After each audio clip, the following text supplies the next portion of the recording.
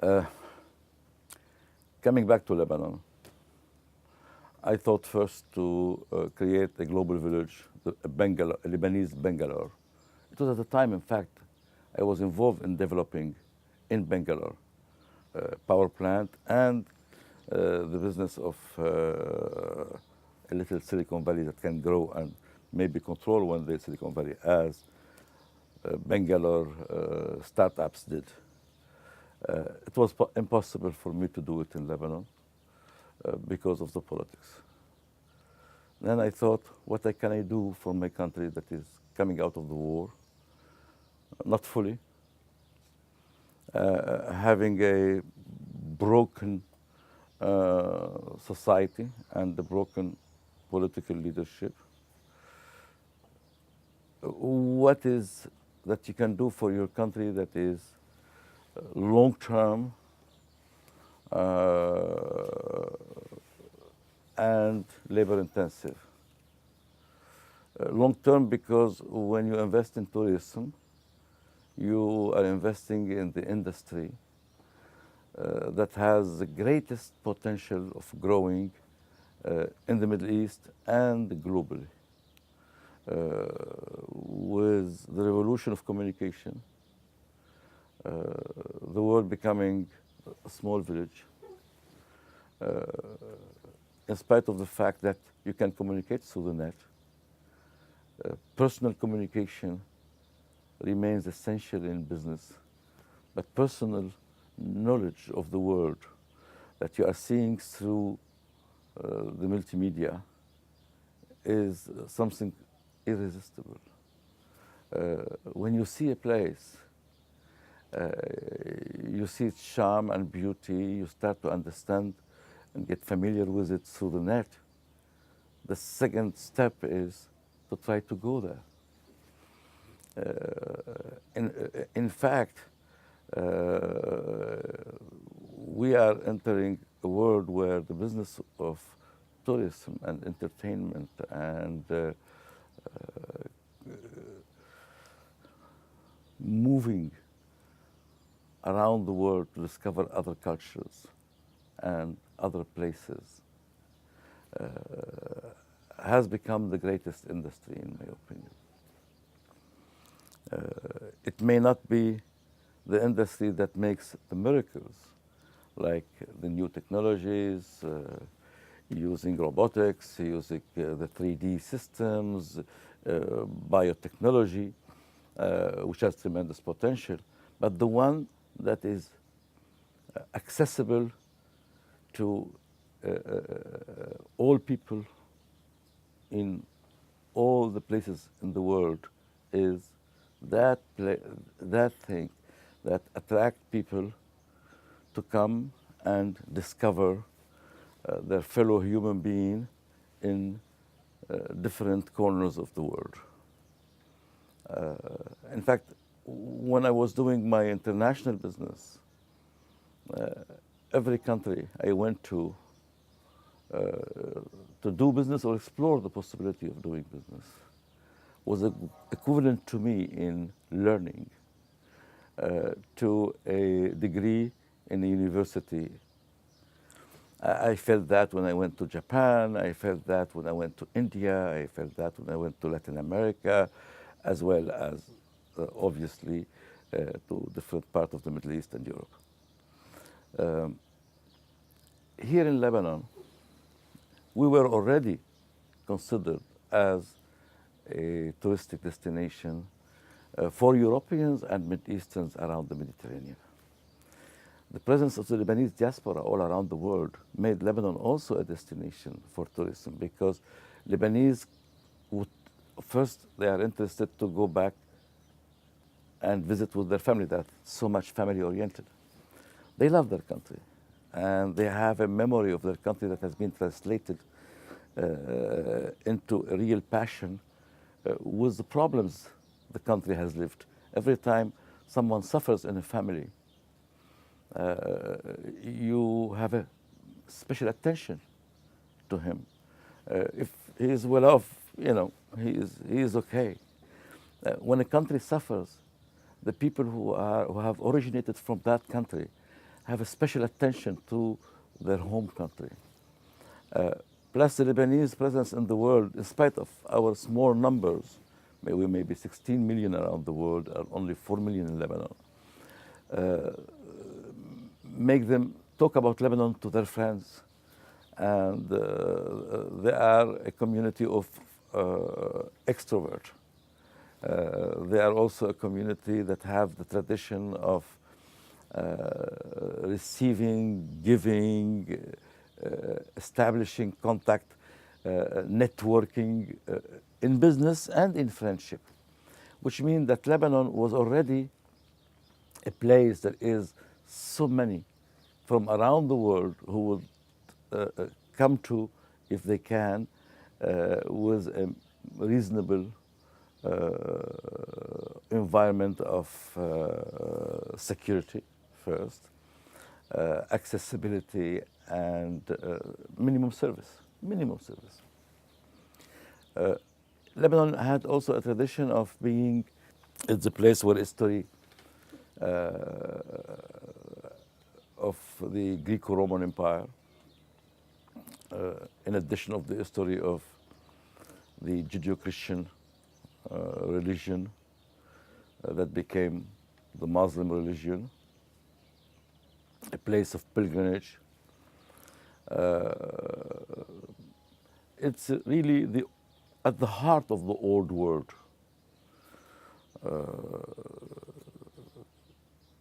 That means many were interested in the cultural value of Lebanon as a destination. Many were interested in the Lebanese welcoming natural attitude toward non-Lebanese. I thought that Lebanon has suffered throughout the war from a real interruption in that spirit, in that goodwill we had. And it was a priority for me, for the economy, and for the Lebanese cause, the cause of Lebanon peace, and a special attention from the world community to help Lebanon get out of the others' war on Lebanon, is to start to reattract the Lebanese diaspora first, the Lebanese elite that are in Lebanon, to a place that is neutral, that has been neutral throughout the war, because Byblos was never a scenery of confrontation throughout the war. If you look at the feasibility, normally I would not have, I was not able, in fact, to have any feasibility study encouraging me to start a project in Byblos, because the Lebanese community that makes the base for any resort is a Lebanese elite that normally does not like to travel the 20 miles that it would take to come to Byblos. They concentrate in the capital, hotels, beaches, restaurants, museums. Everything is in the capital. Everything is in Beirut. To attract them out of the capital was already a challenge in itself. But because I believe in supply side economics, I thought if I can provide the offer, the demand would come.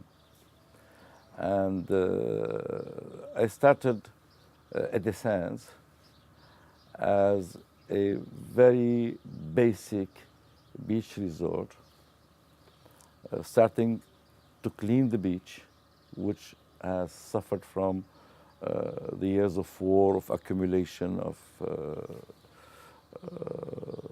garbage and stones and whatever during the war, as it happens in many places, you threw it to the sea or near of the sea.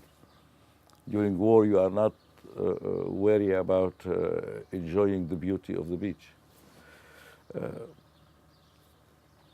And we started with some tents and the basic facilities needed to shower and to have a Lebanese meza and some basic treatment of the fish we pick from the sea nearby.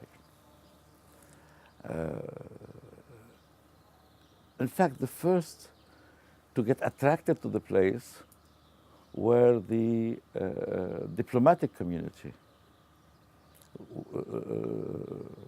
ambassadors, their friends, their staffs. They were the first to be seduced by that place. That was encouraging to go a step further.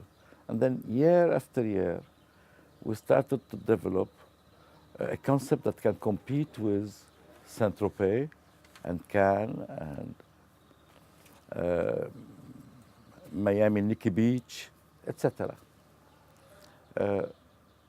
Why we thought of these places, it's simply because most of the Lebanese elite would spend fortunes in these places.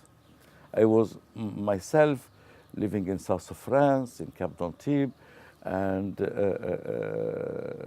that was the quality of service I would expect I wanted to offer in Lebanon. Any seasonal project is not a good business. That also I knew very well from my international business activity. This is why my approach has been to start the seasonal thing and then try to develop it into a four-season business,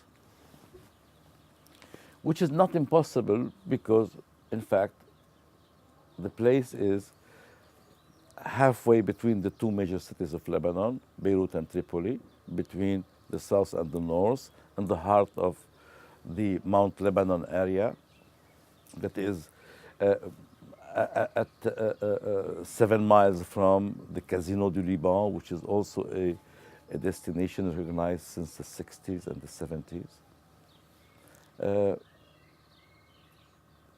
The success did breed success immediately. And then I went on with a supply side approach.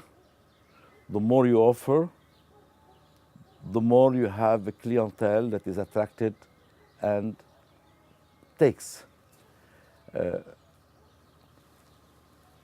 And I thought that a beach resort can be nice, but after a while it can be boring.